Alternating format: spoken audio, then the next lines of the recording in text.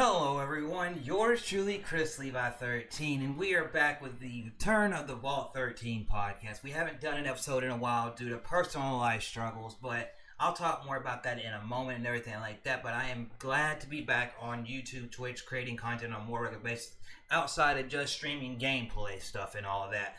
So thank you to everybody here and throughout the stream. Hopefully my volume sounds good, his volume sounds good. If I need to adjust anything, feel free to type that in the chat, as I'll be keeping up with it on my phone since I have a one PC setup and it's kind of hard to do all that stuff. So yes, without further ado, we got the one and the only musician, content creator, streamer, Nintendo fan, VCiPz in the building, in here. Yep. So yeah, introduce yourself to everybody. Tell everybody what your channels are about, because you got two of them now. Yeah, we got two now. To start off, I have two channels. I have my main channel, which is VCiPz. I cover all kinds of content in general, and I do a lot of kinds of content, which we'll go over later in the stream. But if you want to check out my main channel, I do a lot of live streams on there currently. You guys can check that out if you'd like, if you're new. And if you guys want to see some more video-oriented content, we're going to have that now on my new second channel, which is doing pretty well. It hit 80 subscribers, which is pretty cool. I'm hoping to hit 100 by the end of the month, but we'll see. We only got a few days left, but time is of the essence. We'll have to find out and see how things go as that ship sails. Yes, sir. Yes, sir. For everybody here, if you want to go down there in the description box below, the first link is his main channel, and then his new channel is the second link before you get into all my links. So if you want to go check his stuff out, definitely go over there. And if you're not subscribed, go hit that subscribe button. And real quick, I want to shout out everybody that is here in the chat. We got Edward Bishop here. My friend Smiley was here earlier. And we got David Cass, JRPGs. Thank y'all for being here.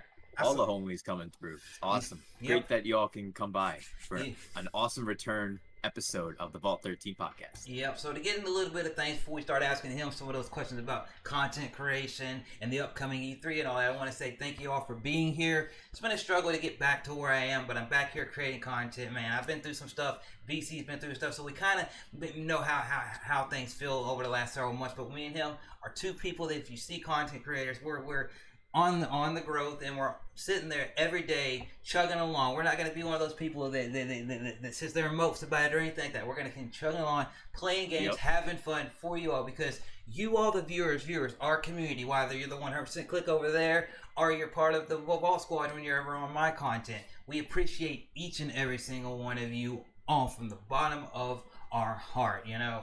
And to be able to sit here right now with him and do this, it's a pleasure, you know, because you put it out there and you see what people say, and he said he'd be great to be on here. So to have a return episode with my good friend, been on other podcasts with him in the past, when OJ was doing this, when Abaddon was doing that, when the Game Looters were doing that. Can't forget the Game Looters. Yep. Great times back. Great times. And everybody in the chat. Yep. And last thing before we get into all these questions, the last thing for anybody that comes by in the chat, feel free to share the stream out, like up, and if you want to ask a question and I see it in the chat, we'll definitely answer that question. If you want to ask me, him, whatever, you know, we'll answer it. But to start things off, the easy question is, how did you, as a person, because it's the first question I always wonder, because I always wonder, where did this person get to do this or do that? Because being somebody that loves games, I'm always looking to, how does this game get created? How did they come up with Halo, Horizon, all this? So how did you come into being a content creator on YouTube? Well, there's a very actually broad answer to that, so I'm not trying to get too deep into story time, but we're going to get into it. Basically, as a content creator, I've actually been around on the platform since the start of YouTube back in like 2005, 2006. Back in the very early beginnings, back when YouTube would have just the star rankings. That's a long time ago. Yep, it's been a minute, but the path started back in that era. I used to watch content creators like Smosh, Shane Dawson, before we found out that he was a weirdo.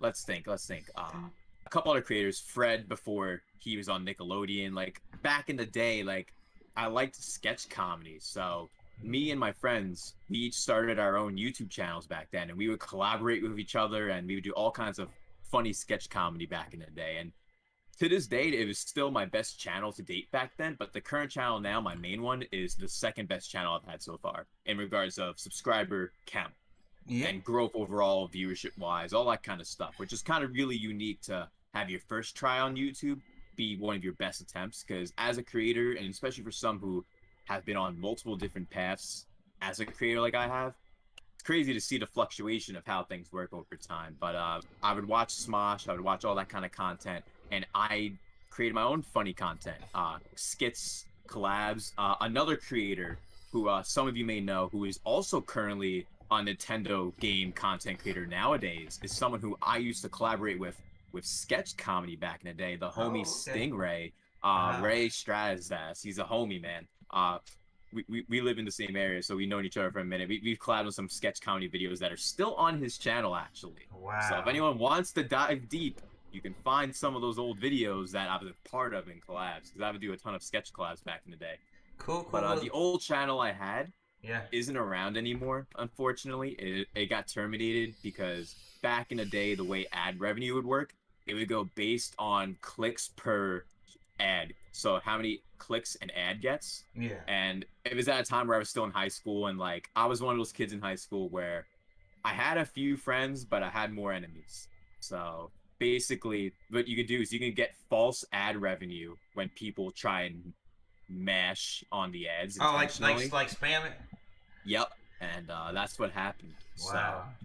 So I lost that channel eventually, but it was 5 to 6 years of content creation on that channel, and I hit like 11,000 subscribers before the channel got terminated, which is crazy. Yeah. After that, as a content creator, though, things went a little different because the friends that I would have that made content, they started not making content anymore. They started I know how that feels. Looking down on me because I'm like, oh, you're still making YouTube videos? Oh, and I'm just like, yeah, I like making videos, even if it's just on YouTube. Like, I'm the type of person where I'm very, like, I'm a creator, I'm creative, and I like to do things on the spot sometimes, you know what I mean? Understandable. Yeah, and it's very noticeable in, like, the way I speak, too. Like, it's got that real, like, public speaking kind of vibe to it. But as a creator from that point onward, this is 2011, 2012, and around 2011 anyway, that's when I started getting into making music. And the way it started was one of the old sketch videos was a parody on Drake's song Over. And we made a parody song, and the video did pretty well. It had like 7,000 or 10,000 views or something. So that was good for me back then.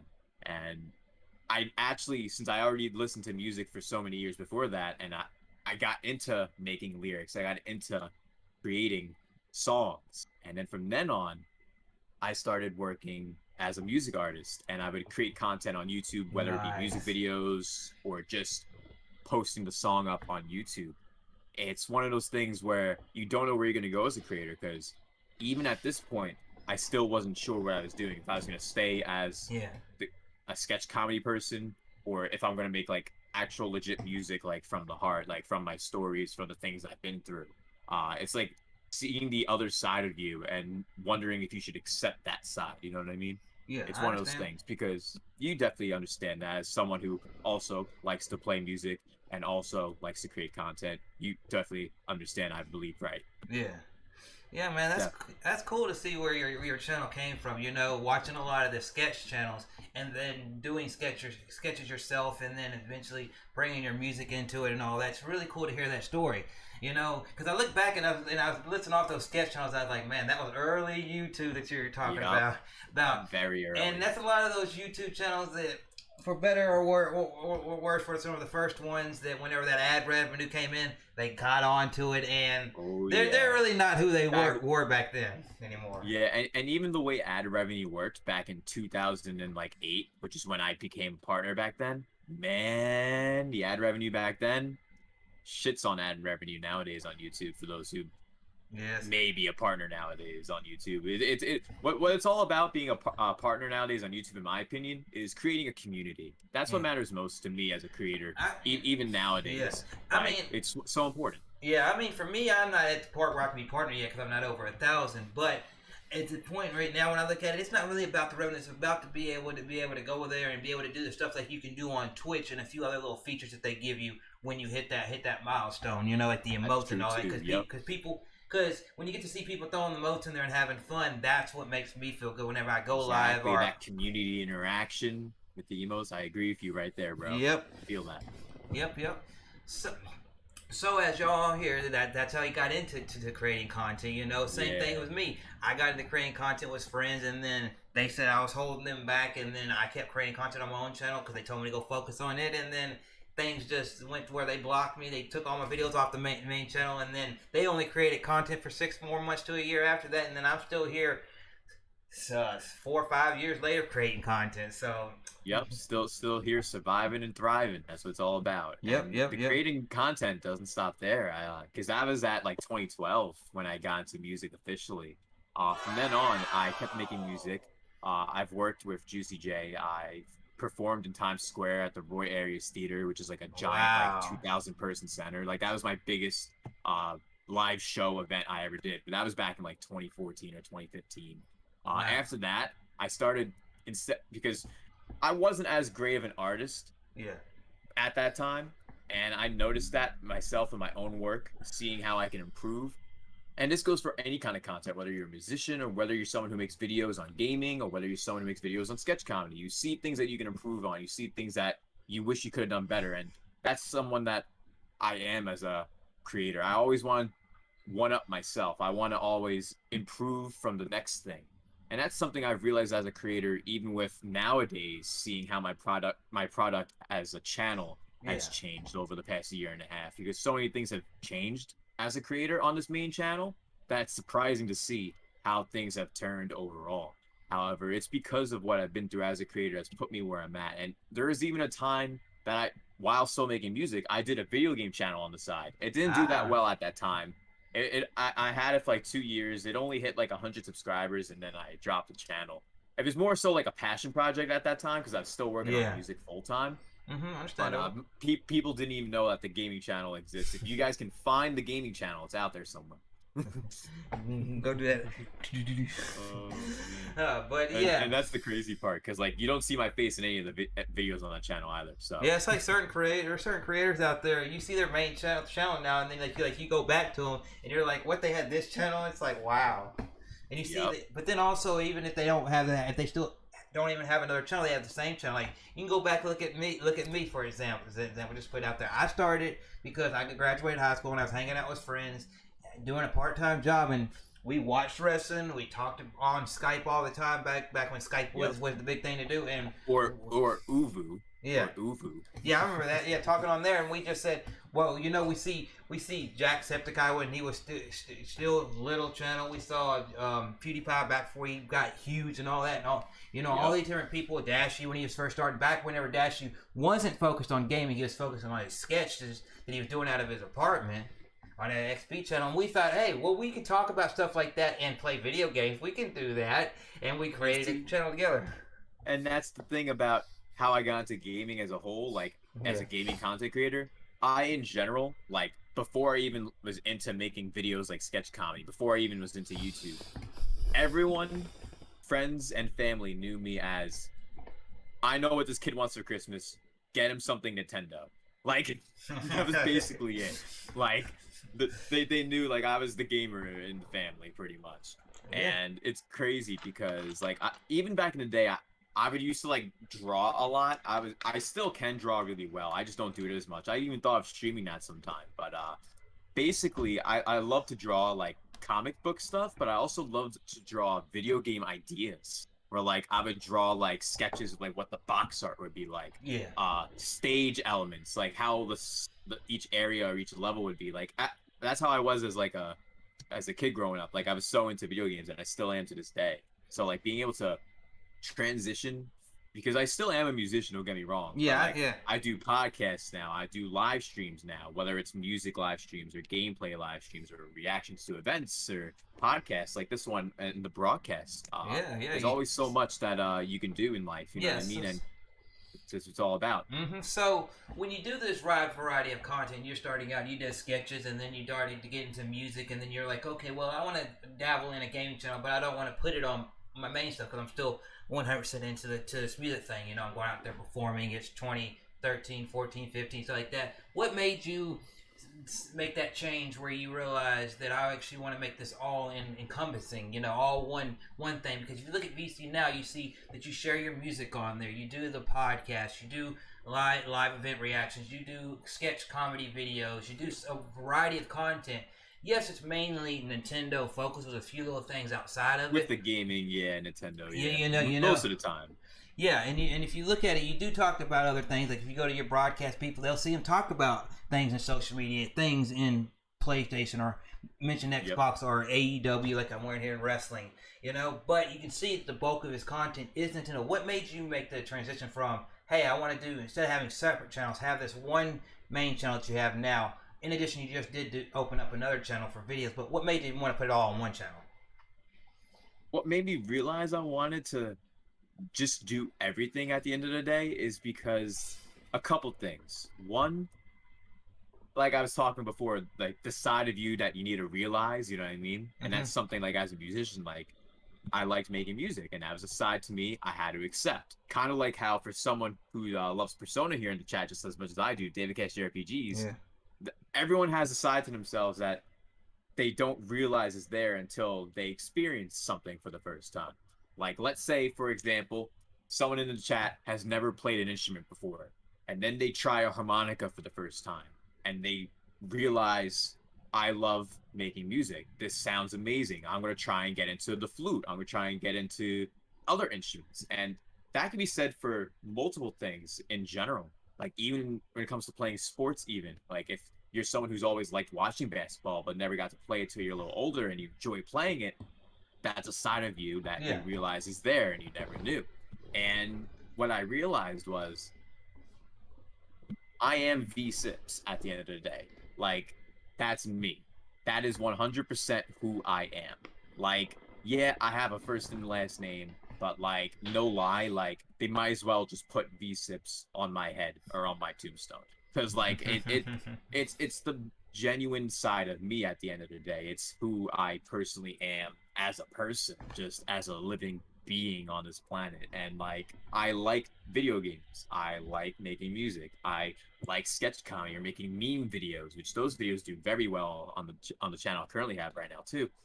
But overall, it's one of those things where I thought having it all together on one channel, especially at first, it's a gamble to do that. Yeah. But it was definitely worth it overall because I get to show all the different sides of myself. And with the new channel, splitting the videos mostly to go to that channel and focusing on all kinds of live streams on the main channel, I feel I can really emphasize that. Cool. And if you want to check out either of those channels, they're down in the description box below. The first two links for you get any of my links, they are right there for his main channel, VCiPz, and his other channel, it's VCiPz.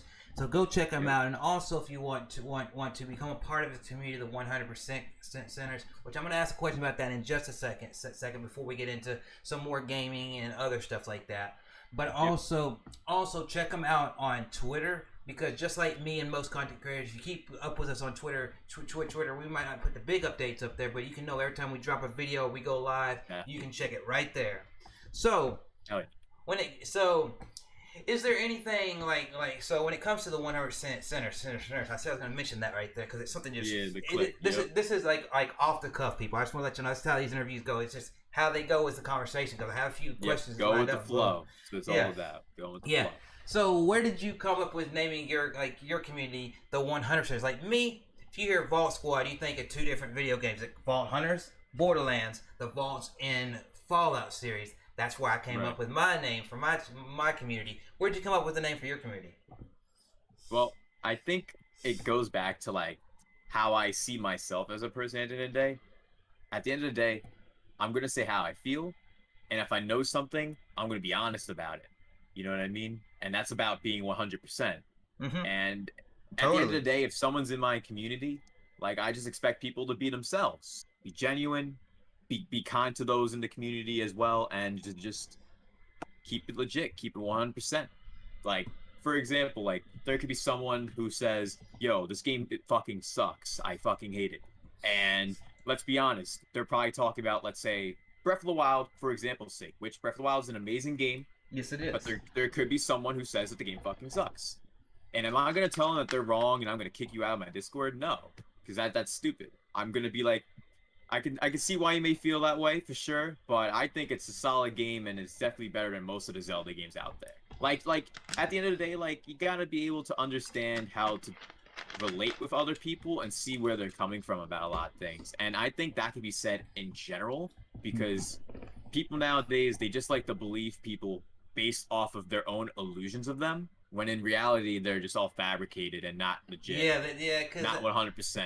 That's for sure. Yeah, I totally agree with that, because nowadays you get on Twitter, and interact with your community, or you get in these different Reddit posts. I don't really go on there, but you get on these different things, or you go on you go on somebody else's community through their live stream or through their video and all this, and people will see your content, and they'll see you on Twitter, and they'll think that's all that person is. But yet then you're like, join my Discord, come get to really know me, and then when they come get to really know, you're like, oh, I thought you were just a Nintendo guy. I didn't know you played PlayStation. I didn't know you played Kingdom Hearts. I didn't know you played all that.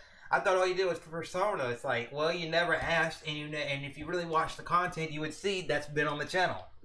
Yep, exactly. I've even covered Apex Legends. I've even covered everything, really. Yeah, it's like our friend OJ says. He goes live every single day, and when he gets in the chat and people ask the silliest questions, he's like, "Did you watch my video?"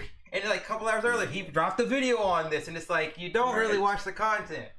So you're not being like, unless the notifications aren't working, but they seem to be working if you're seeing the stream. But it is what it is. But that is part of being 100%, as you would say, Yeah, just keeping it real. You know what I mean? Just saying how you feel, and if you're honest about something, that's what matters most at the end of the day.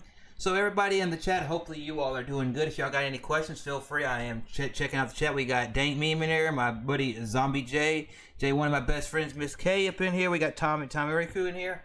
Some awesome people in the chat. Yeah, we got Evan Bishop, David Cass, Captain Jazz, everyone coming through. Thank you all for coming to the stream today, and don't forget to subscribe to Chris Levi for more awesome streams and other content, videos, and more. Hey, I gotta take a real moment, second. So if you wanted to chat with everybody for a quick second, I gotta go help my dad out real quick. You can tell more about that. Y'all know the situation. You know. I didn't mean for this to happen, but yeah. No, don't worry. It's all good. It's all good. I can handle it from here. But yeah, hope you guys are having a great time.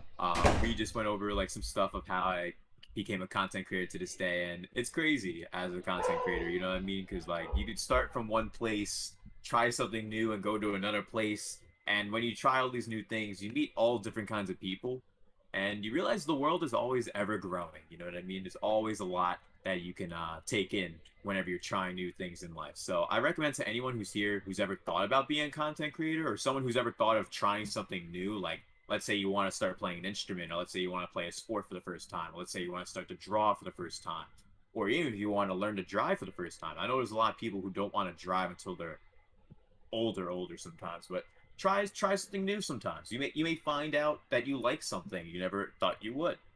Like for example, I like golf. And like, there was a golf team at my high school, and I didn't take part of it, even though most of the people on the hockey team, because I was a varsity hockey player, played them. I probably would have liked it if I tried the golf team, but what do I know? What do I? I now know nowadays that like I enjoy like not just watching it, but like playing the video games like for golf, like PGA Tour 2K, Mario Golf, as well as just going to the driving range or going to like pro golf or something and just swinging and hitting the ball and getting a nice line drive. Like, you never know what you're gonna like in life. And if you guys enjoying the stream, make sure you smash that like button and subscribe to the Real Chris Levi. And if you guys do want to check out my channels, I have 2 of them. They're both in the description as well. But we're gonna be going over some more stuff in just a bit. Okay. Can everybody in the chat, if y'all can hear me, let me know. Sorry about that interruption. You know, my dad's been in this situation, and it's kind of like, when he needs help, I gotta just drop everything and just go do that. I totally understand. You know what I had to go through the past year, man. Yeah. I had to get up the moment my family member needed help. So I feel you. I 100% feel you, and that's what it's all about, being 100%. That's why we had no problem letting you do what you gotta do, man. Yeah. Okay, so let's see. I'm gonna see what the chat's been saying while I was gone for a few moments. Great stream bestie. Thank you, Miss K.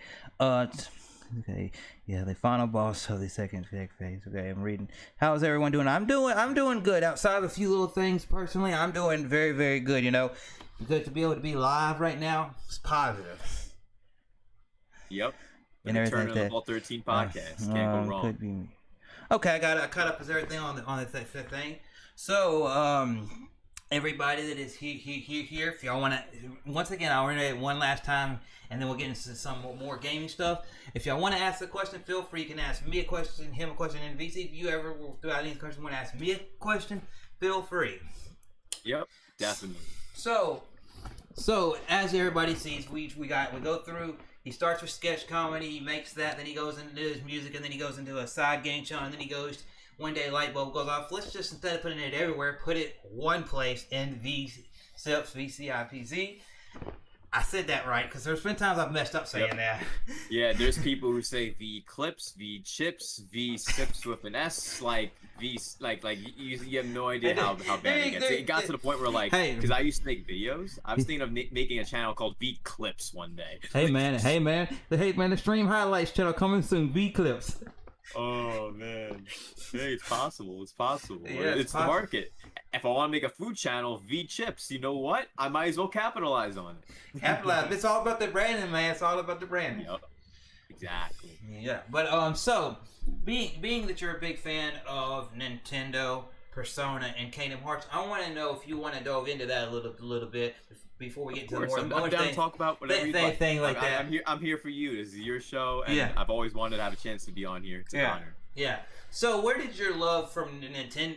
We'll start with Nintendo, and then you can go into Persona or Kingdom Hearts, whichever one came first. But where'd your love for that come from? Was it like somebody where you got a copy of like Mario or the Super Nintendo and all that? What came from yours? Well, as a gamer, I definitely started from the very start with a PlayStation 1. Actually, I started with a PlayStation 1, and it was all right.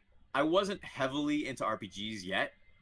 I had to wait another 5 years or so before I really got into them, but I was also like 3 years old at the time. Mm-hmm. So I only played Spyro, Crash, and Rugrats for the most part on the PlayStation 1. Yes, Rugrats on the PlayStation 1. If anyone here has played that, let me know. And Chrislevi, I know, in the chat. But the PlayStation 1 was all right, but I wanted that Mario. And then the N64 came out. I opened it on Christmas. I had a very similar video to the one that everyone sees on TV, like the opening of the N64. Like, God. Mm-hmm. Yeah. So Mario 64 was my first Nintendo game. Wow. And I haven't looked back ever since. Because I do love Sony. Don't get me wrong. I've had every single PlayStation console, and I play a ton of games across all of them. Mm-hmm. But once I played Mario 64, hooked.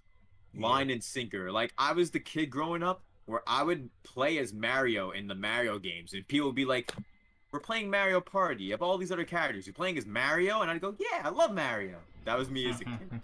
So, Mario got me hooked, and then Pokemon got me so obsessed with Nintendo growing up, where, like I may have mentioned earlier, people would know me as the Nintendo gamer in the family, or just the gamer in general. So it's like, what does he want for his birthday?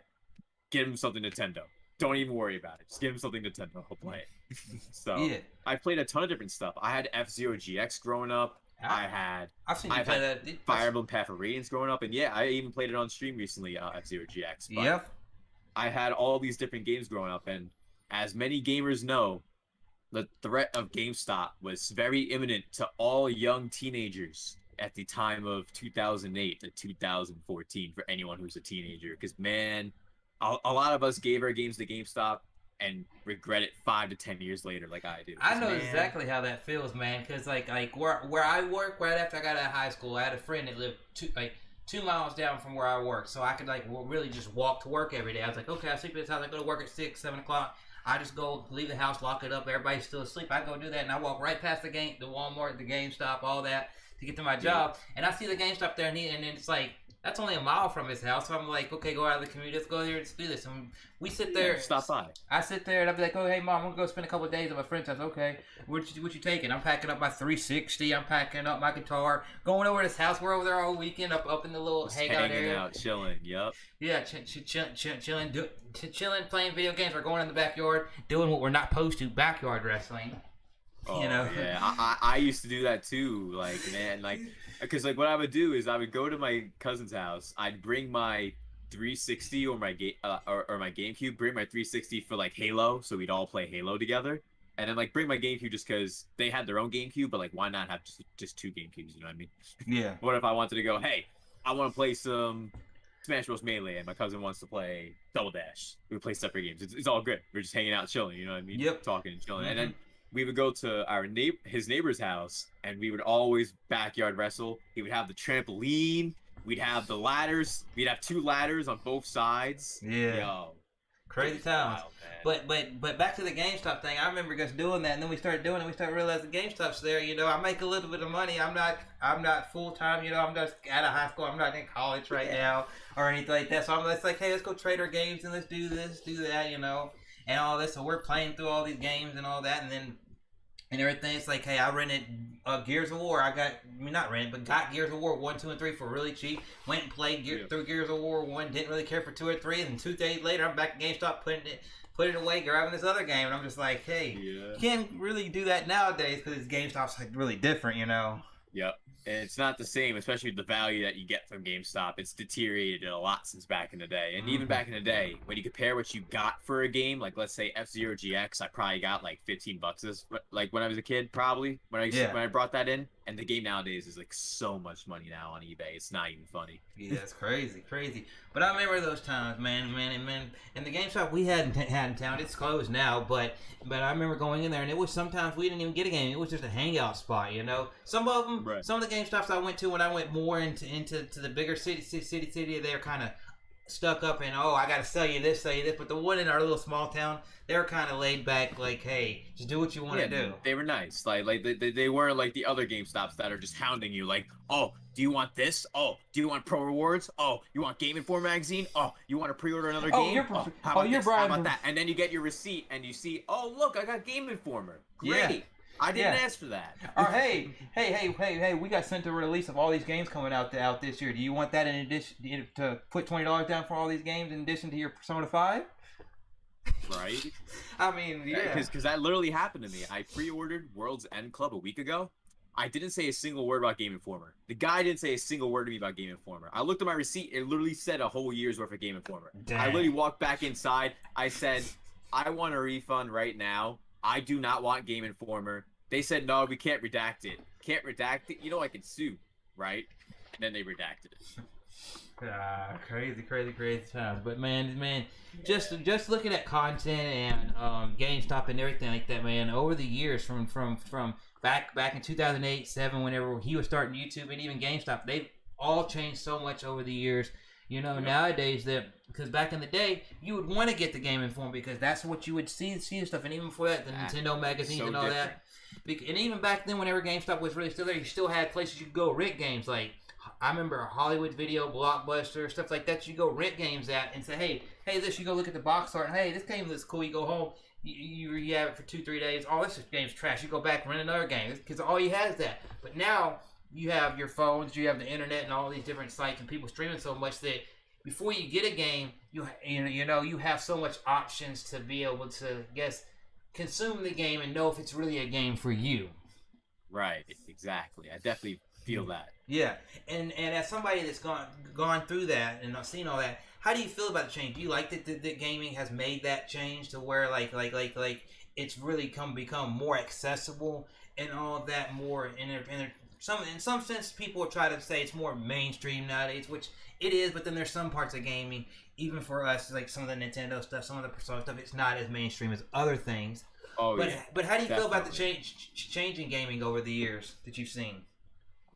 Overall, the change of gaming, like, it's cool in some ways, but not cool in a lot of ways. Like, I'm not a fan of the all-digital future. I'm not a fan of microtransactions. I Game Informer magazine, and even like Nintendo Power, because I used to collect Nintendo Power growing up. Like, once Nintendo Power stopped, Game Informer was like the new thing that like I had to like latch on to because I used to like getting the magazine every month.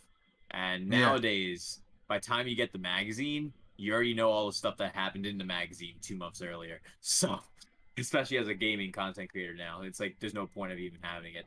So, overall, like, gaming is going in the right direction in some ways, but in other ways, it really isn't. It's one of those weird conundrums that, like, as a gamer, we like games regardless of how things are progressing at the end of the day. But we want to see gaming thrive. And as we see with games like Genshin Impact and games like EA FIFA and games like Call of Duty and games like all these I just mentioned, Yeah. money makers. And the games that make money stay around. The games that don't GTA. make money die. Like GTA 5, it's gonna be a year into these consoles, and then they're gonna release you out GTA 5 next gen version. I'm like, for the third release, the third gen, and it's only because at the end of the day, people keep buying it. And you guys want to know why people keep buying it? The reason why people keep buying it is because people keep either getting their copies broken or their copies stolen, and they have to get another copy. I'm saying this as someone who used to have a friend, and we used to hang out at his trap house every weekend. His shit got stolen 3 times. yeah. He had to rebuy GTA 4 times. And then you got the other hand of people buying all these shark cards and going in the game. Oh, I bought all these shark cards. Now I'm powerful and this and that and doing all this stuff. And I'm like, dang, you go into GTA a lot sometimes and you just get blow up right there. And you're like, what? And you're like, oh, that person got Literally, this and this. You spawn in front of your house and the helicopter's waiting there for you. Like, oh, hi, nice to see you, snipe. Yeah, man. It's wait for you to spawn again, Mike. But yeah, I want to give a few shout outs to Captain Chaz, Jakin, and Studio Nintendo for stopping on by. We got 13 concurrent viewers that it shows right here on my phone in the chat right here. So thank you all. Make sure to hit that like button. It really helps it out. And check all the links down there in the description box below. His links are first, and then you go to all my links. Yeah, thank you all for coming through. Stitch, Zombie, Captain Chaz, Jagan, Dake, Meme, and everyone who's lurking. Really appreciate you guys coming through to the Vault 13 podcast. Yeah, yep. It's been, you know, I've been loving the conversation. Because I love. I'm one of those people. If y'all notice me, I love playing a lot of variety of games. I maybe do 1 or 2 story-driven games over a month's period of time, but I do a lot of multiplayer stuff to play with the community, play with friends. Because if I'm gonna go live and I'm on a PlayStation, and somebody's asking me, friends playing, I'm gonna go live and just stream that and have fun doing that. It may not be the most popular thing, but but at the end of the day, you can say that guy's having fun, you know, and everything like that. And as I get back into the grind, everything to do things like this, get people like him on here isn't for some kind of this, that, other thing. It's for friendship, growing that, you know, because of 3 things: knowledge, and friendships, and having fun. But to everybody here in the chat, thank y'all once again. And now that we've kind of got into like his origin story that some of y'all may have didn't know, because a lot of times you get into things and we're sitting there hyping up the next game coming out or the events and all that, and sometimes people want to know these things. That's why I like getting people on there to get that little kind of pull the veil on things. Backstory. You know, not sit there and show everything, obviously, but enough of the backstory so you can kind of like, okay, I understand that person a little bit better. Definitely, man. So I want to talk a minute about your music and all of that just for a minute here.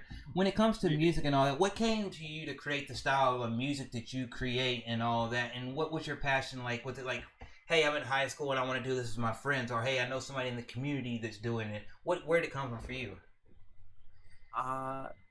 Here's how it started. I mentioned it earlier. I got into music originally to make parody songs, and it's because I was originally inspired by The Lonely Island, and that was just to make sketch songs because I had a sketch comedy channel. So I was already inspired by them for their sketch comedy. So when I saw them go into making music, even though it was like a joke, I can't lie. Anyone who listens to the song "I'm on a Boat" by T-Pain, it's fire, and I think anyone can agree if they heard it.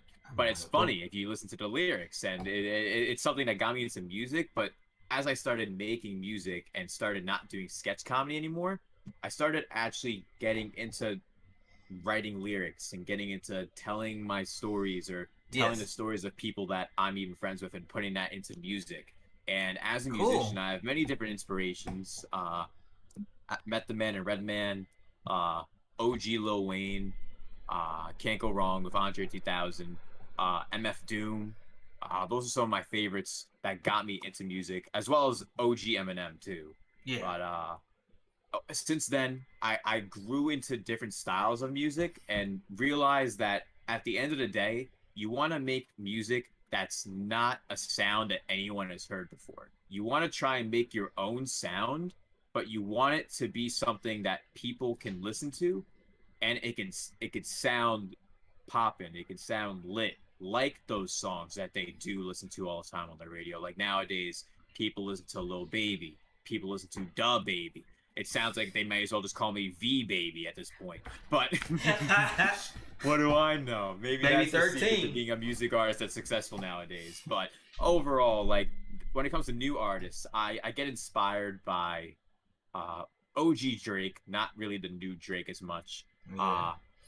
I like Travis Scott a lot. I do like Travis Scott a lot.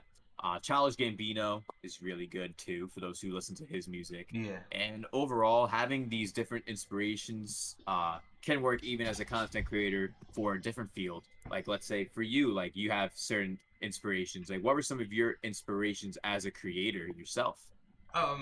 Creator as myself. As you talking, what is it? The music, the gaming. What I want to, if you're being specific. One for each. One for each. Well, if it comes to music, then obviously people see I love the Foo Fighters, Dave Grohl, and it's because he's one of those musicians that you see out there. And yeah, he started by being just a drummer, and then he got hired on to be the replacement drummer in Nirvana, and he got to sell millions of records and go tour around the world. And then tragic happened, and then he finally was like, you know what? Nobody's gonna do music the way I'm gonna do it. And then what did he do? He went and recorded his whole first album, doing every bit of it himself down the street from his house. And people say, oh, he's just a rock and roll artist, but he's done so much more stuff. He's respected by the rap artists, the pop artists, the country. He's done so much variety of stuff, and his music just speaks to me. And you know, because I'm like, if he can do all that music wise, why can't I do that? You know, he doesn't have a little box that you can put him in. He might have a little box for the sound of the Foo Fighters, but outside of that, he's playing with everybody from back in the day. He played with Lemmy to this person to that person. Yeah, exactly. And that's what it's all about too, being able to not just find your niche, but to find the sides of you to create yourself at the end of the day. Like, which goes back to what you said before about putting everything together for my main channel. It's the same exact thing. Now, when it goes to the gaming side of things, obviously I had seen Jacksepticeye and Markiplier and PewDiePie, the big channels, because back in the day, you'd get on YouTube and you'd see, you know, you'd create an account and it'd show you, before you start subscribing to anybody, what's popular. You know, you see that, what's popular. And you see all them, and they're way different than what they are now. They are all sitting like in their little houses and all this, and just doing stuff with way terrible mics, you know. And it was like, how did they get so big? You know, but then there's Dashy, I saw his sketches, and every time I'd watch his sketches, when he would do them on his XP channel, he would just make me laugh. And then eventually I found out, oh, he's starting to do gaming. And then I looked at his gaming content, I'm like, he's transitioning what he's doing in a sketch right here and putting that same exact energy into playing video games. Even though it's really not sketch, he's bringing that energy in there of kind of talking about the game, playing the game, whether it be Resident Evil or Mario Kart, and kind of putting his own thing on there. Kind of like if you watch him play Mario Kart, he's got his thing with certain characters in there, you know, like Donkey Kong. And everything like that. So he makes it something in there, and it makes you something that, hey, I come in there and I can see that. And he was a real inspiration, because I started out doing Let's Plays before I even did a stream. I was like, hey, let's record for an hour and then cut it up into 15, 20-minute parts. Here's the Let's Plays. Let's put it out there. And that's what I started out doing. So he was an inspiration for me. And then outside of that, if you want to talk about just in general and wrestling and all that, it's got to be Chris Jericho. That man has done music, wrestling, podcasts, books. I'm like, that dude's done everything that I wish I could do. And I'm like, if he can do that, awesome. I cannot. And then to be able to sit there and say, hey, that guy retweeted me. That guy tweeted at me. I went to a SmackDown show that he wasn't supposed to be at, and he pointed at my section. I'm like, hey, if those guys are going to sit there and tell me to continue to do what I love doing, and those guys are way superior than me, then I'm going to continue to do my thing, kind of as Frank Sinatra would say, my way. Yep. I totally agree. And especially with the pick for Chris Jericho, too. He definitely is my personal inspiration in that same regard, too. He has multiple different avenues to be himself, you know what I mean? Yeah. And I think as anyone here in the chat hopefully learns from even this stream, you may have a side of you that you don't know about, and create those other avenues to grow. Why not? They say you want to water only one plant, but how fun is life if you only water one plant and you don't like the fruits of your labor? Work on multiple. On multiple. There's time. The world doesn't stop. The clock may keep going, but you yourself gotta keep going. Unless you have to go to sleep, obviously, or go to the bathroom. You gotta go to the bathroom. Yeah. At some point, you gotta eat. Yeah, you do. Tommy, you have a good one. He said he's heading out, and then Captain Chad says, kids today will never know the pain of 5-minute and 30-second leak videos. Yo, I remember that back in the Hey, day, man. does anybody in the chat, before we get to the next questions, anybody chat remember back in the day when you used to get a computer and you didn't have money to buy like Sony Vegas or like the Adobe products, and you're using Movie Maker with simple little effects, and you're just like, oh, I did something in Movie Maker on Windows. Oh my god, I remember that. Ooh, that was like, man, you did that, and I just like, oh, here's the transition, and you see like, oh, I did that, and I'm like, whoa, that was bad. That's how I started out. It's like, I use stars for my transition. Nice. Yeah. Oh, I did a voiceover of this picture that's just still. But nowadays, I know how to make it spin and do this and do that and drag it. It's like, but I did a voiceover 10 years ago, and I was like happy. Yep. But now getting it back into the more of the gaming things. Thank you for telling me about your music and where you came from and everything so far. So people, this will be live. Stay on the channel. Channel probably later tonight or tomorrow. I'll put it in the playlist with all the rest of the episodes. You know, and if any of you all ever want to be on or be a guest, let me know. DMs, me, and all that. Just getting back more into the gaming things. One of the big things out there that everybody's talking about that's kind of getting on my nerves because Nintendo's really not saying anything about it, but yet they're just pulling from what Nintendo's doing hardware-wise, what they did during the pandemic and what they're doing leading into E3. How do you feel about all this Switch 2, Pro Switch, whatever people want to call it, news? When are people going to shut up? Because let's be honest here.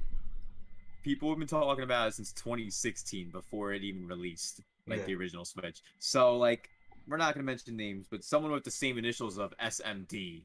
I wonder what he does for a living. I'm kidding, by the way. I'm hoping you got the burn. But he's been talking about it for so long, and he's going to say that he's right now, if it does show up any day now. And that's the problem I have, which is like you said, you're annoyed of people talking about it nonstop. Yeah. Like, we just need Nintendo to make a confirmation. I'm, like, thinking to myself when I see all these people in these videos and all that, it's like, I don't mind you mentioning here or there that they're, you know, because you see some stuff, but every week people doing videos on it, and I'm, like, thinking to myself after a couple years of seeing it, because they see PlayStation get to play it back during the PlayStation 4, get the PlayStation Pro, then the Xbox get the Xbox 3, they're like, oh, well, Nintendo needs to do something like that. I'm like, when Nintendo wants to do something, they'll let you know. You may not always like what they do, but they're different than PlayStation and Xbox, which will tell you a lot more what they're doing. Nintendo, they're kind of like, hey, when we want to let you know, we'll let you know. Yeah, like they'll leave you hanging. Not like Sonic's presentation today, but they'll leave you hanging. I didn't even get to see that presentation. I was at work. Oh my god. Let's just say he was literally hanging when the presentation was done. Dang. Oh man. Dang, man. I feel bad for Sonic. Sonic was supposed to be the big guy to go against Mario, and he's had some good games, but a lot of them, especially the 3D, especially when he tries to transition to the 3D, it's like, They ain't hitting the mark. Yep. But as far as Switch Pro news, anybody, you know, I'm see what y'all say. Nintendo did it first game. Yep. Okay. That's what chat was saying in chat. But yeah, I just kind of get annoyed with all the news because I'm like, they're gonna say what they want to say, you know. Because if you look at Nintendo nowadays, they're more or less telling you, hey, games, and then people are still like about the Switch Pro, and I'm like, you're not even talking about the game that they're coming out. You're not talking about Capcom and the Monster Hunter event. You're not talking about they're not even Mario playing the games. Like, I know people who have a Switch and they literally just have 2 games on it. I know people who have just Breath of the Wild and just Minecraft on their Switch, and that's it. I know people who have just Splatoon on their Switch, and that's it. Like, there's people out there who have a Switch and got 2 games, and they complain that there's no games. And I say and think to myself, do you have taste, or are your taste buds bland? Because there's a lot out there, and the Switch eShop is full of great games, as well as 2,000 games of shovelware. But the 1,000 good games are good games. I mean, Nintendo has a passion for that. You know, if you look at the Wii and then you look at all these people in our community that collects for games, basically you see all the shovelware there. Nintendo, I love them, but they have some great games, but then they like to let a lot of shovelware on there. And they do. There's the one game where the robot's just walking around peeing. It's like, bro, why is there a game of a robot peeing? Why is there a game with hentai phone apps? Why is there a game that's a hentai puzzle game? Why is there, like, there's so many things that just don't make sense. Why is there this game called Agony that was rated so horribly? It was rated A for adults, and it's on the Switch. Not because it's rated A for adults, but because if you look on Metacritic, it's got, like, a 50 or less. Yeah. The game's done. It shouldn't even be on eShop. And as far as the Switch program go, Dave Meme says, once they showcase it, the assault's going to be nuclear. Yes, it's going to be nuclear, because then people are going to be like, well, I said it was going to be this, and then I'm going to be like, hey, here's your receipts of all your tweets. Here's your receipts of all your videos. You know, that you were talking about. And it's gonna be... and the videos that they made in 2018 don't count as evidence for what they've said that happens today in 2021, 4 years later, for crying out loud, right? You know, that's how I feel too. I agree. Yeah. We got those receipts. You gotta have them. But also, talking about more modern things in gaming, you know, sports programs put to the side now. How are you feeling leading into E3? Because this year at E3 is finally back after the pandemic and everything like that. It's finally, you're getting the stuff, and you're getting Jeff Keighley's doing his show again, but a little bit later than last year, but he's doing it again. But at the same time, you're having all these companies nowadays compared to just a couple years ago, whenever everything was focused around E3, and then EA was like, hey, let's do our event the day before, and then now everybody has an event, especially during the summertime. And I guess it's during the summertime because they want to be able to say, hey, say it, and then get the sales in Christmas, and then before the fiscal year's ends in the beginning of next year. But how do you feel leading into this year's 2021 and the return of E3? Real quick before we talk about certain things. I think E3 has the potential to be a really good event this year. I'm not sure how good it's going to end up being at the end of the day, because let's be honest here, people have been working from home for the past year and a half. Yeah. So I think we need to take that into consideration at the end of the day, because still not every place is as progressed as others, like in general, whether places have vaccines or don't for things that are going on in the world right now. Mm-hmm. So it's one of those things where for those who do like partake in this kind of stuff, it's one of those things where you really need to look out for that kind of thing, because E3, I have high hopes, but like at the end of the day, I need to put myself down a peg and be a little more humble and realize we're probably going to get a lot of Bayonetta 3s or Dragon Quest 12s, you know what I mean, like a template for a game that's CGI. But hey, most of the time, I think that's what most people should expect for E3 to see. I'd rather get those than get a Metroid Prime 4. Well, it's the same thing. Like it's with the Metroid Prime 4. But I mean, if you mean in the sense of like Metroid Prime 4 like canceling development, or like I mean in the sense of those come out and you see the thing, and then you hear the people talk a lot about it. You see Metroid Prime 4, they talk about it for a minute, and then all you see is a couple years later they have to come out and say, well, we have to change development, blah blah blah, and it's like, yeah, I would not like that. Maybe I would like that for Pokemon Legends Arceus, but hey, I'm still going to buy it day one because I think it's a step in the right direction at least. It may not be as polished as we'd hope, but with the Switch Pro, maybe it'll make a difference. Yes, maybe that's what we saw. Maybe we saw the Switch, the regular Switch, playing the game and saw that footage. Who knows? Who really knows? Yeah, you never know. You never know, you know. Because sometimes you can criticize a game leading into E3 or this because of what you see, and then finally you see this E3 event and the game's blah, but then you get the game itself and you actually enjoy the game. It's like a lot of these RPGs and stuff like that. It's like I'm not maybe into that game. I see the trailers, it's not really my thing, and then I pick it up on the eShop one day or through PlayStation because it's on sale, and then I fall in love with these games. You know, so there's so many games I can't really name any, but I mean. And a good example for one that's coming out that people should be hyped for, Shin Megami Tensei 5 coming to Switch. Yeah. It's gonna be exclusive and RPG. Hey, maybe you'll like it, man. You should try it. Dragon Quest with people losing Limbo.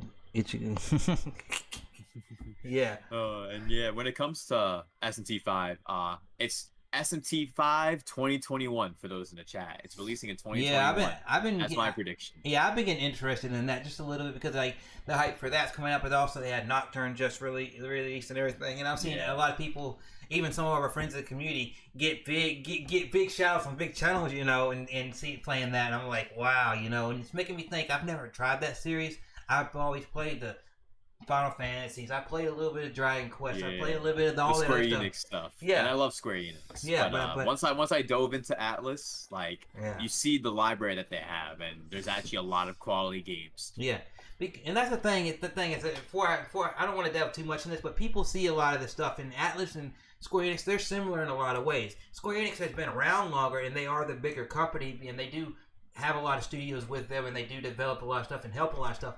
But you can't leave out Atlas because with them and Sega, they're slow to do it, and you've seen hints in the last couple weeks of we shouldn't just release something on Nintendo. We shouldn't just release it on PlayStation. We shouldn't just release it on one console. We should be multi-plat. But yet, you look over at Square Enix, and they've been doing that for a long time, and I think it's time for Atlas to finally say, hey, let's do that. You know, whether we get a lot of sales on Xbox or not, let's put it on there. Let's put it on Nintendo. Let's put it on all these consoles. Because I'm ready for them to for them to show Persona on all the consoles, the Tim and Gansei, all that stuff on all these different consoles.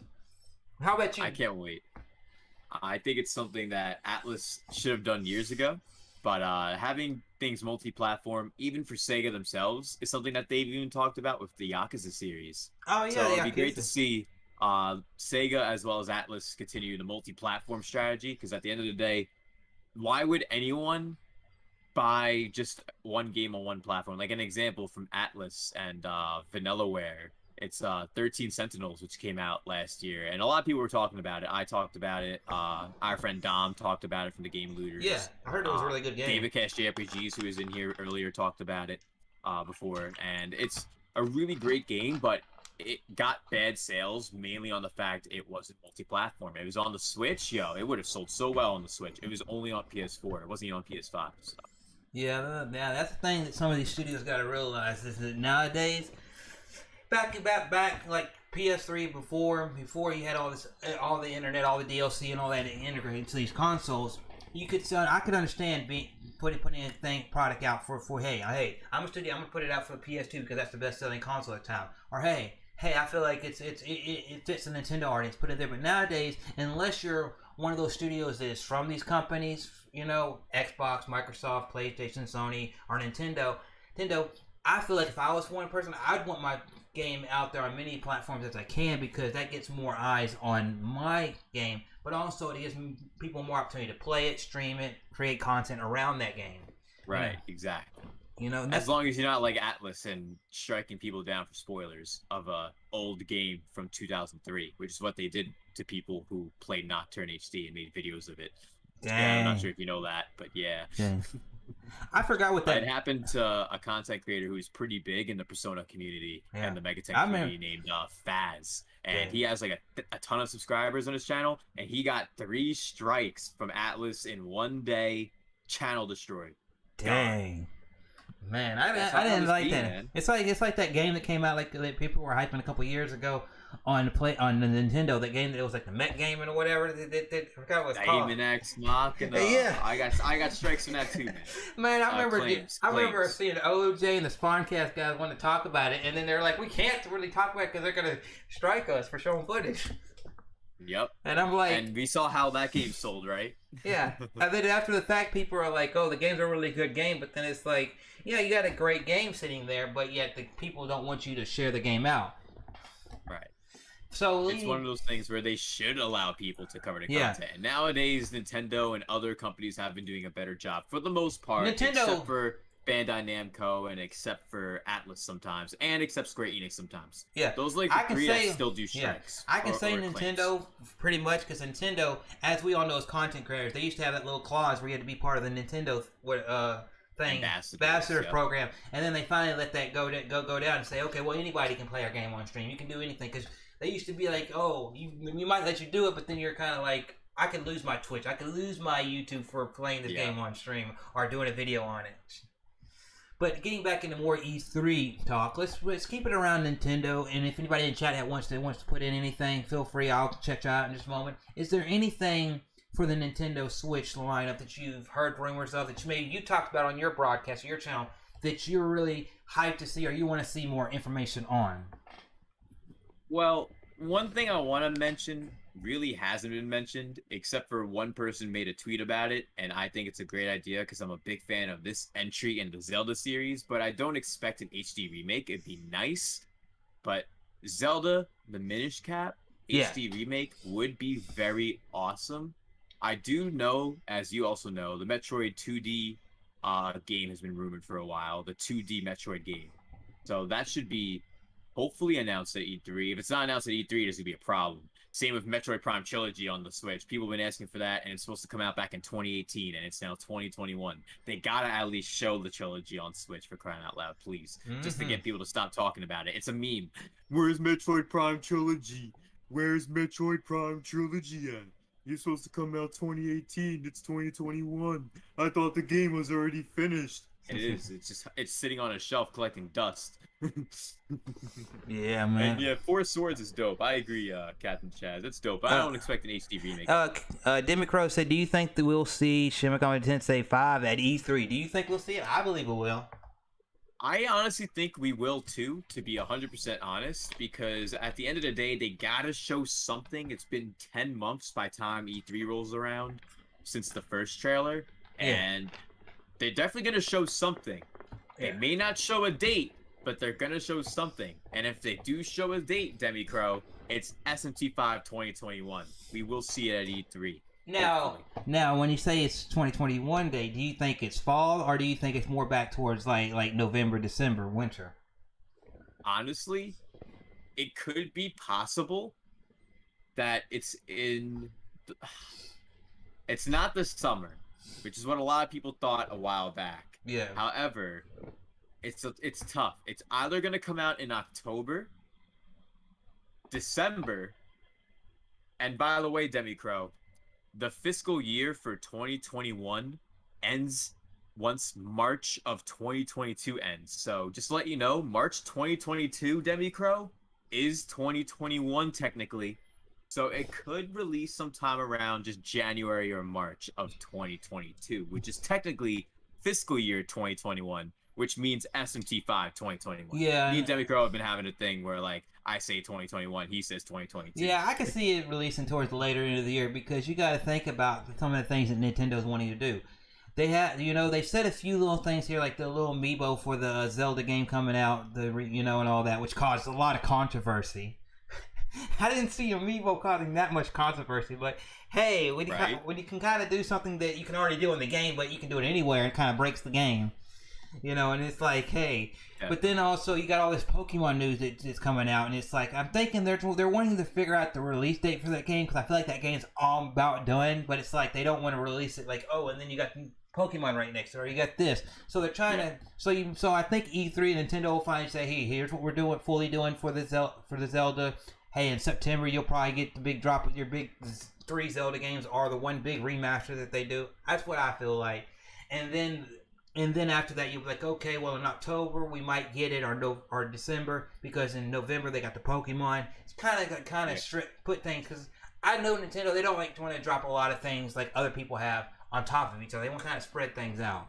Yeah, they usually like to spread things out at least one game a month. Like, in March, they had Monster Hunter Rise. In February, it was like Persona Strikers was like the game. Yes. Then April came around, new Pokemon Snap. This month came around, Famicom Detective Club. Next month, Mario Golf Super Rush. The month after that, which is July, Skyward Sword HD. Yes. August onward, we really don't know anything specifically for Nintendo. Yep. So it could be possible SMT5 could come out in October or December, or maybe January, February, or March in the 2021 SMT5 2021 fiscal year. Mm-hmm. Yep, and since I finally got a Switch and everything like that, I think this might be the time where I finally say, hey, come the summer, I get through some of my backlog, some of the current games I'm playing through. I might have to jump into that, because I see a lot of people in the community playing it, and it's something that I may not stream, but I want to jump into it to know enough to know, hey, this is what they're going through, and all that. So as someone who hasn't played SMT like you, I think you would probably enjoy Nocturne HD because you know how Pokemon is like meant for kids. Yeah.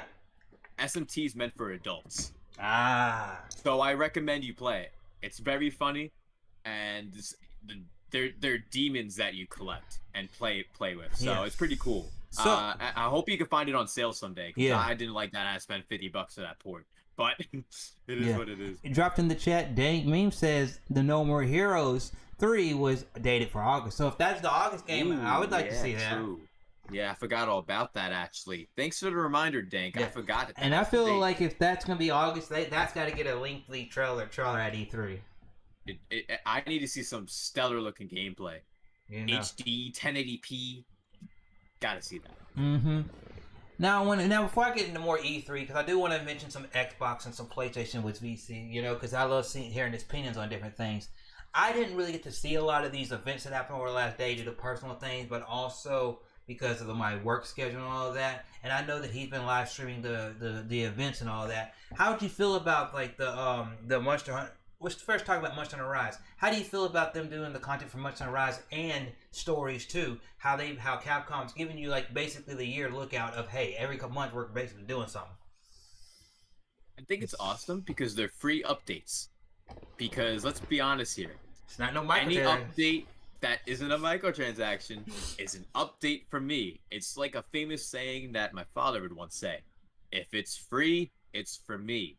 And I would learn that to life because, like, I'd be like, "Oh, hey, can I go get that pack of Yu-Gi-Oh cards when I was a kid?" And he'd be like, "Is it free?" And I'd be like, "Is it free? You've bought me Yu-Gi-Oh cards before. What?" Like, I would be confused, like a confused 6-year-old kid. Like, what are you talking about? Is it free? Yeah. And it's not for me, is what he would say. And then I would walk out being sad I didn't get a new pack of Yu-Gi-Oh cards or another game or something. Yeah. It's how it'd be. Like free updates is awesome at the end of the day. And there's a lot of games that nowadays just don't do that. There are some that do, obviously, but for Monster Hunter Rise to do free updates, it shows a lot of confidence, not just in that game, but just seeing the sales that it has, over 6 million units. Like, it's a sales pusher. Why charge people more if they're already paying for the game and showing support, giving free updates? And I love Capcom how whenever they released Monster Hunter World, and that's where and then the Switch dropped and all that, and they always said, we're gonna give you all the Monster Hunter that you want for the Switch. And then we got the remake of Generations Ultimate from the 3DS and all that, and I'm like, okay, we got that. You know, I seen people play it. I never played it because I was like, okay, I played a little bit of World on my Xbox, and I'm like, I enjoyed it, but it wasn't my cup of tea. But then they finally, after all these years, people came, when's it gonna happen? When's it gonna happen? Capcom this year drops the bomb with not just one but 2 Monster Hunter games, and both of them are some of the best looking games I've seen on the Switch. And it's that RE engine, man. Yeah, that's cool. That's cool. Whenever I saw some them start putting some of the Capcom games over the last few months on the Switch, and then people were like, "Oh, what engine are these? What are they doing? Are they just going to do the whole thing?" And then RE engine logo popped up. I'm like, "Oh, they're starting to use that. Okay," and it works on the Switch. And I'm like, because people didn't know if it would work on the Switch.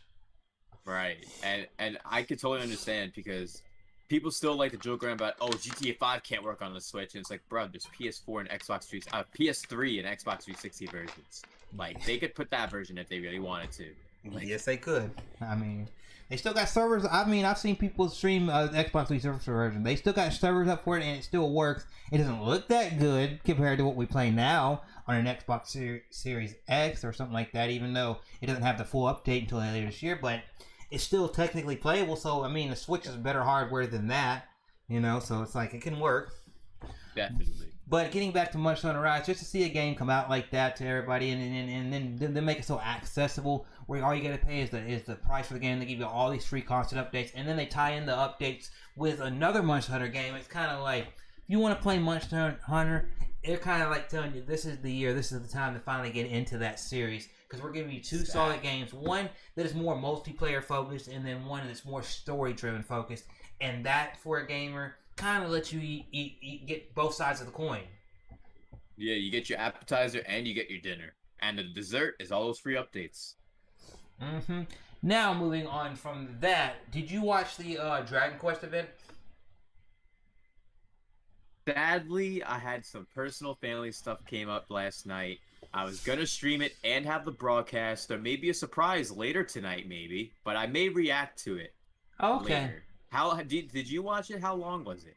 I didn't watch it. I mean, I saw OJ do a thing for it, and it came. So I went back and watched it, and it wasn't. It was like 30 minutes. Was it 30 minutes or something? I think it was. It wasn't too terribly long, but it was two guys kind of like having a casual conversation, and it was kind of like the person that was trying to do the voiceover for was kind of struggling, but it was still very good because they showed some stuff like that one. Like they had that one that I saw. I didn't see it in OJ's video, but I saw it on Twitter. The one that looks like Octopath or they're doing. I'm like that Octopath. Oh my god! I'll say this personally for me. I have not beat Octopath, but my goal in the next year is to beat it. But seeing games put in that little engine, that style, it just makes games look like so different, but yet very good. If there's any RPGs on the SNES, I just want to say all of them should be remade in the engine, just so Square Enix and all these other developers can make a ton of money. So I'd buy every one. Chrono Trigger, Final Fantasy VI. Yes, Final Fantasy VI and Chrono Trigger, especially Chrono Trigger and Final Fantasy VI. Yes, and everything. But yeah, I heard a lot of good stuff about it. Anybody in the chat, if y'all hear anything about the Dragon Quest event that y'all like, let me see if y'all say anything. Yeah, I was hoping for something. Seeing Dragon Quest 12, that like they showed a teaser for that, quick little title teaser, but it's dope to see that that's on the way, and it's gonna be more adult. One of John asked a question back about just a minute ago about Monster Hunter Rise. Do you think we will get a Monster Hunter as a DLC character in Smash? Personally, I used to think that it was very possible. I don't think it's impossible at the moment, but I do think the chances are slimmer than before. Because don't we only have 2 spots left? Yeah, we only have 2 spots left, and I'm trying to recall, but I feel like we already got like a lot of Capcom reps already. So I'm not sure if we're gonna get another one. Yeah, I'm just when it's only 2 reps left, and you know that at E3 they might drop the bomb of one or both of them announced. I think they're I think they're gonna announce both of them. To be honest, that's an E3 prediction I do want to say.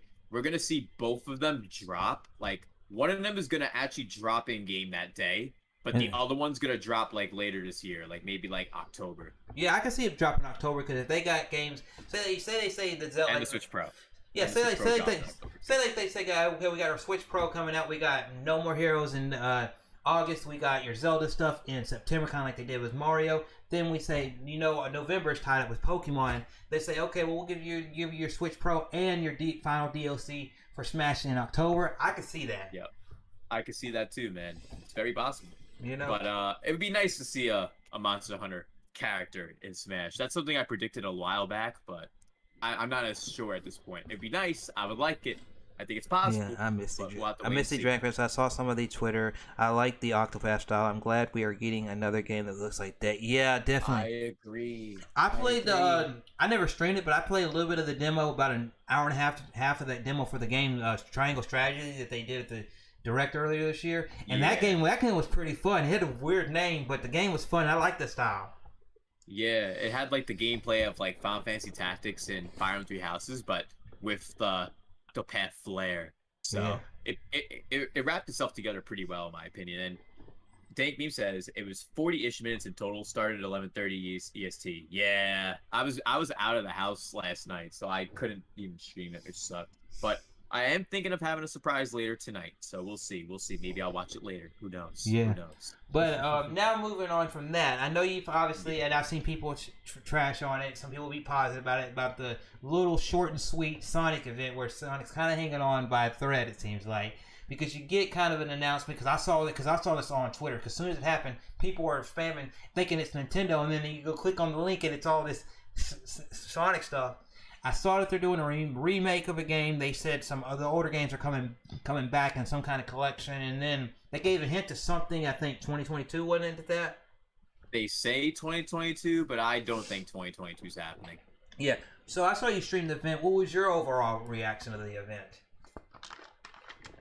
The coolest thing shown, aside from Sonic's colors, was the fact that they did a collaboration with King Ice to make chains. Like hip hop style chains. I think that's the part. That's the funniest part. Yeah, I saw that in a tweet. I was like, because I saw somebody. It was like I was going through Twitter and I saw like somebody's like, "Hey, coming to your hood now," and then it was like all these little things like Sonic's head on a chain and all that. And I'm like, what? Oh man, Overall, though, the way the Sonic presentation felt, it was just like Sonic. It had to go fast. Man, It came and went in like 18 minutes max. 18. And the Ooh, last that's four, quick. yeah, that's how quick it was. It was like that. It just went. Oh man, well man, I like Sonic, because I never really played a lot of Sonic games, but I remember back in the day when I was little playing it through a friend's house because we had the Super Nintendo in our house, and then my brother's best friend had the Genesis and all that, so that's where we would played it at, and I would like them to see because all this time you've through the times that you've had Mario to Crash Bandicoot to Spyro and all this, everybody's always hyped up Sega in their Sonic stuff, and when they do 2D Sonic, they do pretty much 2D Sonic is good.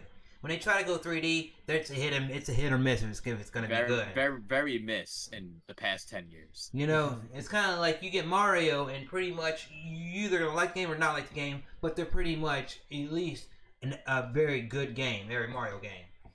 Definitely. And Sonic's not that way. So hopefully in the future, based on what you said and what we've seen, it can be better. But now moving on to the next thing. Since we talked about Nintendo, we got two other big people, and PlayStation has said they're not going to come to E3 again, and their event's going to be in July. And so now you've got basically a bunch of the big studios. I think Ubisoft said they're going to be there. I know Xbox and Bethesda just announced today that they're doing a collaborative event and everything like that. Is there anything from anybody outside of Nintendo or PlayStation that you're looking to see news from? Like, is there anything like, hey, I got Game Pass on my computer or something like that, and there's something from Xbox that you're looking forward to? Well, one thing I do want to mention, Square Enix and Capcom, I can't wait to see what they're going to say at E3. Yes. Atlas is going to be showing some stuff at E3. Rumors say that the Xbox presentation will be very special for Atlas this year. So for anyone who is into either party, Xbox and or Atlas and or Game Pass, I would be hyped for June 13th if you are excited. I'm just gonna let y'all know. Yeah, insider stuff's supposed to be going down between Atlas and Xbox. Well, hopefully, because just no offense to Xbox, they've always tried to, unlike PlayStation, who seems like in the past to kind of just pull their stuff out of a little bit slowly, pull their stuff out of Japan. Xbox, even though they haven't really had success in Japan, they've always tried to do something there. There, especially with Phil Spencer now actually taking the time to actually go, hey, I'm going to the studio of Sega, I'm going to the studio of this person. Hence why they got the Yakuza series all on the Xbox, because if a year or two ago, if he didn't go do that, they probably would have never been there. Yeah, and the sales did very well for Yakuza 7 Like a Dragon just because it was on so many platforms, and it goes full circle at the end of the day, how it all works. Yeah, but I'm hyped for some of that stuff too.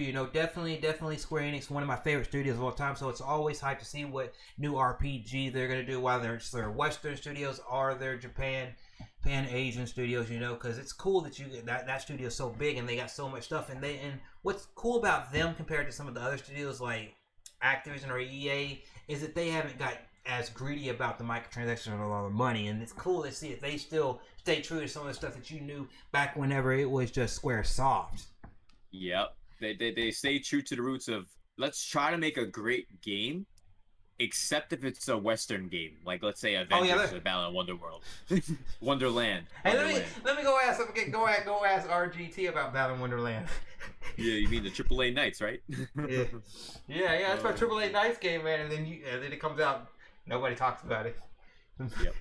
Oh man, but yeah, man. When it comes to these things and especially the news like Atlas and Xbox, Xbox has said to have promised a big second half of the year. Especially with all the pandemic stuff, they said, hey, we just bought these studios. It's going to take a couple years before we get games out there. The pandemic held everything up, and they saying, I feel like me being a Halo fan, I got a Halo post sitting right there, is that hopefully either they bookend it at the front or the end of it. They show good quality stuff like they did of Halo last year, but the difference is it's not that it was bad graphics. It's actually the good graphics they've been working on, and they can kind of give us a little hint to the multiplayer and all that, because I want to know that, hey, they got Halo, because they can drop Halo and it be a banger, and then they can try to get all these other 20 studios that they bought up, and they can sit there and essentially say, okay, here's our drop, here's this, and I will be happy because Xbox is finally doing what they've been promising the whole generation of the Xbox One. And that's the thing I think people need to remember. It's been 2 years now since that E3 when they announced all of those new partnerships with those other development studios. Yeah. So we could see a lot of what those studios are working on, and hopefully we'll see those games that they've been working on by the time next year comes around. Yeah. Because by then it'll be 3 years. The only thing that gets on my nerves about the whole purchase thing is people saw them purchase the studios, and you've probably seen it in your community, and people, they see them buy a studio, and then they expect them within a year to have a game. And it's like... And then they expect, oh, well, that game should be Xbox exclusive. It should be Xbox exclusive. It's like they just bought this studio. They already have all these deals, all these things that they signed. They can't just sit there and say every single Bethesda game, once we sign this deal, is never going to be on PlayStation or Nintendo anymore. Oh my god! It's one of those things where they have to realize the value of their game and the best way to proprietize it. Yeah. I mean, yep. But I hope that they put out a good thing. And is there anything in the chat y'all are looking for in there? So let me see what some people are saying. I see Dank said something, and I see that one of John's here. Battling Wonderland LO. Dank me says Microsoft needs to date some first-party games because they only surviving thanks to game delays from Sony. Yes, that is true. If I had to be critical on Microsoft, I'd say, hey, drop you bookend it somehow. With Halo, as I said, you drop the date, you drop the release date for it, you say, here it is, here's gameplay, probably 10, 15 minutes, boom. And then you say, okay, here's our next Forza game. Boom, you drop two big titles. Then you say, okay, here's two or three of the studios that we're working on within the next 6 months, here's their games. Boom, and then you got a couple months of games coming out, and it's like, good stuff, you know? Is it bad that I predict two things? It's two possibilities. Either Halo Infinite releases November of 2021, or it's pushed to next year. I think both of those options are very likely. I don't want it pushed to next year because if it gets pushed to next year, the internet, Twitter's gonna they're gonna go in on Xbox. They're gonna go. And honestly, it may have to be done. They gotta polish it. It's not like Game Freak where they're gonna shove a game out the door because they know they're gonna sell units. Like, yeah. It's not the same with Microsoft. Yeah, I mean, Game Freak, they put something out there and it says Pokemon on it, and they're going to get somebody to buy it. Yep, that's all we need at the end of the day. Microsoft is one of those studios that they got the hardware there. They've got the hardware, some of the best hardware out there. And they're known, Microsoft was a software company before they're a hard company. It's the software side that they've just been missing. So hopefully they do better on that side. Now, moving on to the big one that's not there. You play a little bit of PlayStation from time to time on stream and content and all that. We had the Horizon event drop today where they showed some really beautiful that game. I can say that PlayStation, they know how to make a beautiful game. They might not have the best hardware out there sometimes because Xbox always has a little bit of an edge over them, and they may not have the unique experiences that you can get with a Nintendo. But they have that more cinematic fieldy things with God of War and Horizon and Last of Us and that stuff for Horizon. Did you see it? I saw on Twitter after the fact. I didn't watch it live, unfortunately. I wasn't able to. Yeah. But they literally stole the Zelda Legend of Zelda Breath of the Wild. I forgot what it's called, but the glider. Oh yeah, the glider. They literally did steal it though. Where she's fighting that mushroom, and she comes off of it and uses the glider. Yeah, I saw that. They couldn't have been a tiny bit more original and like create something unique. Like maybe like side by side jetpacks, and you could like float downward or something, or boost up and float down, something like that. Yeah, would have been unique. Or like Horizon.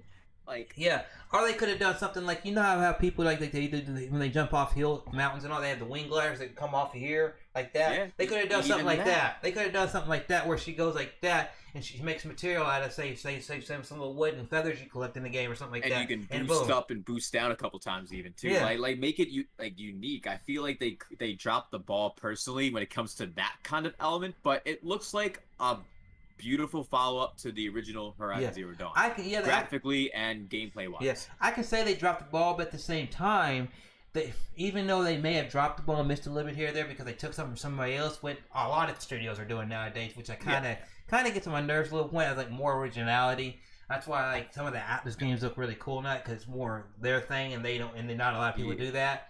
But when it comes to it, the way they did show it, even though it was straight out of Zelda, it did look really, really polished the way they made her jump off and use it. Definitely. Definitely, but that's the thing is that their studios with PlayStation is really good. So, is there anything on the PlayStation side, since you are a PlayStation fan, that you're looking forward to? Maybe Horizon or God of War, or anything that you've heard? Well, here's my problem as someone who likes having PlayStations and Sony consoles. It's impossible to have a PlayStation 5.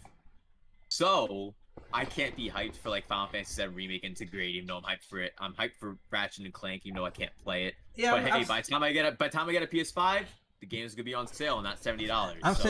I'm sitting here looking at Ratchet and Clank, thinking that's my favorite next to Jack and Dexter. That's my favorite platform series of all time, and I'm thinking, oh yeah, I see all these people throw all the Twitter tag me and stuff, and like soon as I click on it, can't get it. It's like, man, I want to play the game so bad. It's like, man, but you can't get these consoles, because it's hard. It's messed up to be honest. These consoles should be in stores. The fact that they're just in general not in stores for the most part, like some stores still have them, but most of them don't. Yeah, that's just how it is. Okay, but that's the thing that is the E3's coming here, and we're 6 months, half a year into the next generation, almost 8 months, and it's just like it's hard to get so hyped for some of us because we can't get our hands on the new hardware. We can get our hands on a controller or a headset from PlayStation or Xbox for the new hardware, but that console itself, it's hard to get. Yeah, like you can get the games very easily. Like you can see Returnal in the store for like $50 at Walmart now.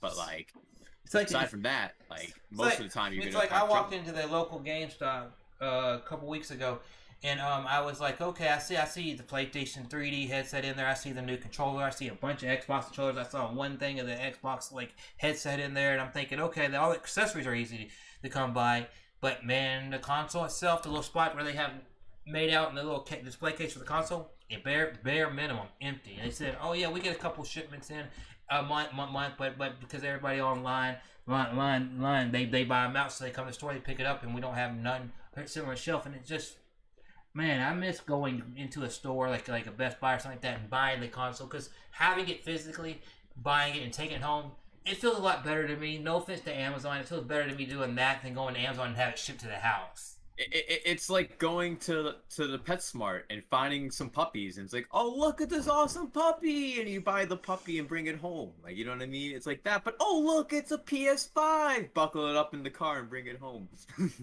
Yeah. Yep. Yo, this has been a great podcast. Thanks for having me on. And 20 likes, that's hype. Dang, 20 like hype, man. Thank y'all for being here. To kind of like, so we don't be here too much long, because I wonder if he wants to do anything or enjoy the rest of his night.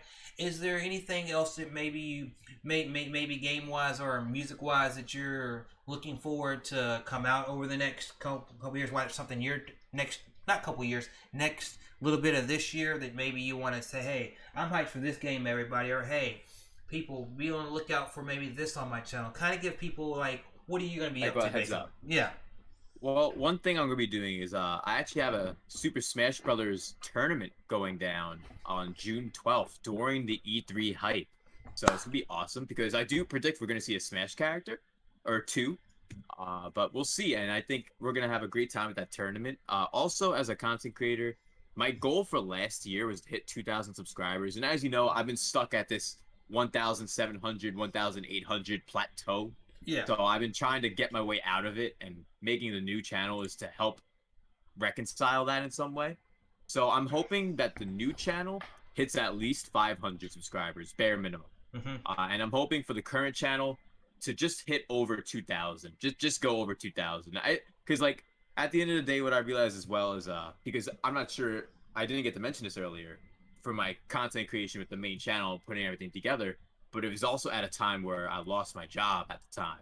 So I've been with no job this whole time while making content. I've been basically surviving on my own, because all the money that comes through memberships, through support, like it goes right back into the channel, to the new monitors, to the webcam, to the PC that I was very graciously helped by with you and many others who showed support. Yeah. Like, it's one of those things where it's all about the community at the end of the day. And that's how channels at the end of the day grow. is through community, and that's why we're gonna be having tournaments coming up. We always do giveaways usually as well. Like even last year, for example, one of the biggest giveaways we did last year, we gave away 4 copies of Mario Origami King. So like we do a bunch of cool stuff on the channel. I know you do a lot of community streams and all that where you play games with the community. I know you do that as well. Yeah, we always have all kinds of dope gameplay streams playing with the community. Member Tuesdays especially. Yeah, so that's always cool. That is cool. Is there anything that you would like to ask me before we get out of here? Anything you want to know? 2 things I want to ask. 1, excluding me, of course, because I don't want you to make people feel sad. But who is your favorite guest that you've had on the Vault podcast up till now? Excluding me, of course, since I'm right here. And the second question I want to ask is, who on AEW, since you're wearing a shirt, is your personal favorite underrated wrestler? Baron Black doesn't count. He already is not my favorite underrated wrestler too. Hey, we both been on a podcast with him. Of course, he's the homie. Yeah. Okay, so the first question, outside of you, I've had you, Avedon, Studio Nintendo, my friend VCiPz, Hey, nice. the Game Looters, and your player too. I don't want to sit there and have to sit there and all this choose between them. But if you have a knife and if you're pulling my arm and you're sitting there with a knife while you're pulling and saying, "Hey, if I had to choose one," I think having a good conversation with Josh, of your player too, was really cool because you get to see. He hasn't been creating a lot right now, but it looks like he's getting ready to do some of his posts on Twitter. But talking to him was really cool because he does what some really high edited content. You look at the way his camera looks and the way he does. Like me, I did an unboxing the other day of the Biomutant right there, which I'm playing the first hour to 2 tomorrow on this channel. Right there, right. And he would have cutaways, have all this stuff, have the fancy music, and I really enjoyed getting a deep in. And plus, he's one of those people that. He's not only into gaming, his parents are into gaming. And it's cool that when he's talking about Borderlands or he's talking about certain BioShock games, that his parents have played the games or his dad's giving him stuff. And I'm like, that's cool that you have that connection with your parents like that. It's awesome. Yeah, I think I actually saw that episode too. I was there live. I remember it was a great time hearing all that. So that was that. And when it comes to underrated wrestler on AEW, one of my favorites. They got a huge roster, you know. And what I like about that is that they made all these shows to not get into a rant or anything, to flesh out the roster. But also what I like is that they have collaboration with Impact, NWA, and New Japan, because New Japan can't really do because of the pandemic, so they can't do shows in there. They have a few people come over and be able to wrestle on there, or because NWA doesn't have the sources to always have the wrestlers be active on the show because they only have so much time. AEW's like, well, we got shows, we got time, we'll let you come on here. And they also let a lot of the up and comers be on there. So some of the favorites outside of Baron Black, outside of that I like some of the guys in like in the Dark Order, like 10 and I can't think of the two that are the tag team, the John Silver and all that. I like them. You know, John Silver is dope. Because if you watch them, not only are they good in the ring, they're good out of the ring. And then if you watch like the YouTube series, Being the Elite, or some of the other YouTube channel stuff that they've got, they got everything that you need for a good top tier wrestler. But AEW is definitely a company that I like. You know, I still watch the WWE stuff, but AEW just has that thing that takes it back to like not the Attitude Era, which everybody wishes to come back. They're more, I guess you could say, on the ruthless aggression side, the era that's between that and the PG era, and I like that they do that, you know. Me too, and so, like for me, like that wrestler question, I would have to go. I'd have to go Joey Janela, because for anyone who remembers, who does watch AEW, Joey Janela faced John Moxley and he faced Kenny Omega in some amazing matches on Dynamite and on pay-per-view, man. Like, and that got me hooked onto him. And then they put him on a tag team with Sonya Kiss, and we rarely see him on TV ever again. Like, yeah, you might see him on the YouTube shows that they got, but or like a segment. He should be in the TNT title picture right now. I don't know why he's not in it right now. Him versus Rusev at like, not Double or Nothing because that's coming up, but the next pay-per-view, Full Gear. That would be sick. But who knows? But yeah, Joey Janela and Sammy Guevara, those are my two. Yeah, I like yes, Sammy, man. And he does the same thing we were talking about earlier with like Chris Jericho. Like he has the YouTube channel he does. He has his own merch. Like he does his own thing too. Yeah. And what I like as well, people, I'll give a little shout out to my Chris Jericho. He was on WWE television with its own podcast, and he gave a shout out to his dude, Sammy Guevara. And I was like, man, back then. Yeah, that was like cool. But yeah, it's been really, really fun being here chatting. We thank to everybody that's here in the chat. Everybody. Yeah, thank you everyone for coming through tonight. We've been here about an hour and 30 minutes, man. So yeah, man, it's been fun having this. Definitely.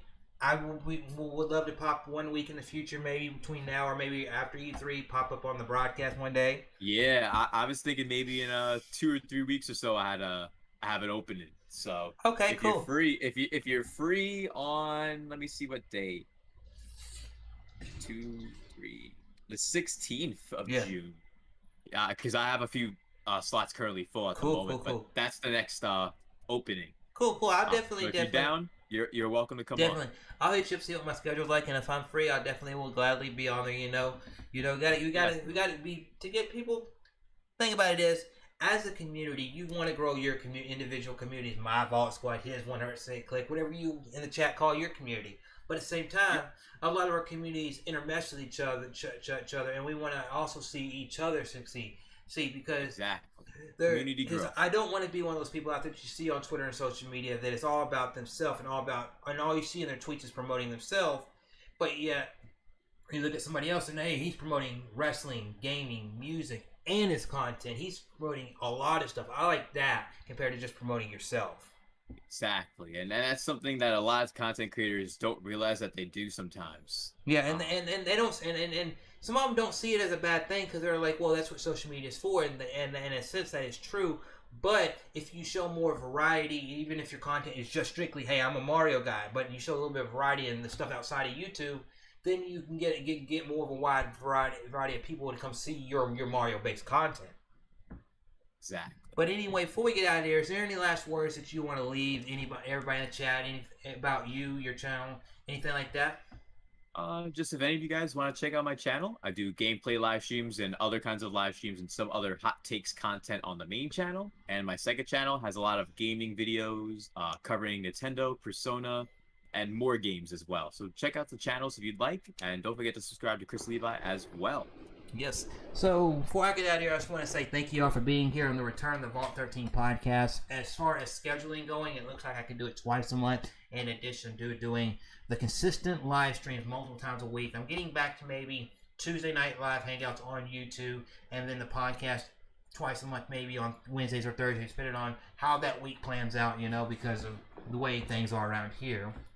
And then outside of that, doing the occasional video. Definitely, if I'm able to stream E3, I will definitely do it on YouTube. And then a lot of stuff like my Call of Duty stuff. I know it's not everybody's cup of tea, but a lot of friends like playing it and all that. I do that on Twitch, and the people may say, "Why don't you do it on YouTube? You can help grow it." Yeah, it may, but I have something that helps me get clips there and all that. And there's a few stuff that I just like doing there, and I like exploring because I don't want to be tied down to one platform. But at the end of the day, thank you all for being here. If you like podcast, occasional video, and a lot of live streams, Nintendo, Xbox, PlayStation, because I got all those consoles sitting right there, and even a little bit of retro throughout the year. Then make sure you hit that subscribe button for Chrislevi13. We're on the road to 1K subscribers. Thank you, VC, for being on here. Been a pleasure, my dude. It was an honor to be on for an episode of the Vault 13. Thank you so much for having me on, and if you ever want me to have me on again in the future, and definitely, maybe in the future where it might be like more a traditional podcast. Maybe if you have a guest you want to do, we can all three do something together, and then kind of, or maybe it's just me and you. We tie down, hey, here's topic 1, 2, or 3, and we kind of go into that, or maybe we do something where we don't even talk about gaming. It's just we talk about wrestling for an hour. Try to just bring a little bit more of that variety of us out there, because as you see right there in the chat, as I see in his chat, as I see in OJ's chat, a lot of these people that I watch, whenever we do that, you see the chats light up, and that's what I love seeing. But anyway, exactly. But anyway, community interaction, community growth. Yep. But anyway, to everybody, One Up John, Zombie J, Damien, Believe, Captain Chaz, Miss K, One Up John, Demi Crow, and everybody else that came by. If I missed your name, I apologize. But thank you all for being here. Anybody that was a new subscriber, thank you for being a new subscriber to the channel. And I'll keep you updated on all the social media platforms. Definitely be a part of the Discord if you want to get the bigger updates, because I don't like having to do an update video, but I do have to do those every once in a while and all that. But definitely be part of the Discord if you want to keep up whenever I go live. Also on Twitter. And I'll see you all in the next, as I say, stay awesome. And I'll see you in the next video and our live stream. Y'all have a good one. Peace.